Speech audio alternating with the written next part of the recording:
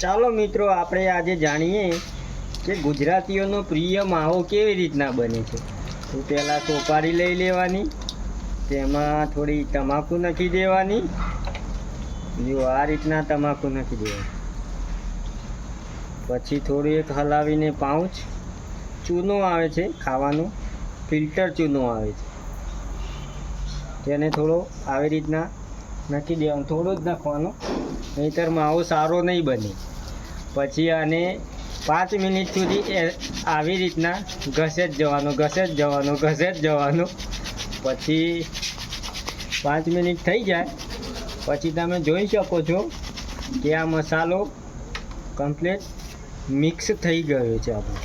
જો આવી રીતના મિક્સ થઈ જાય તો કમ્પ્લીટ આ માવો બની ગયો છે આપણો.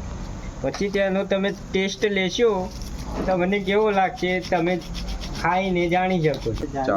ચલો આપણે આને હાથમાં કાઢી દઈએ.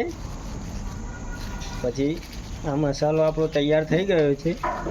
અને એક બીજી વાત, તમાકુથી કેન્સર થાય છે, એટલે 18 વર્ષના નાના છોકરાઓએ ટેસ્ટ કરવો નહીં.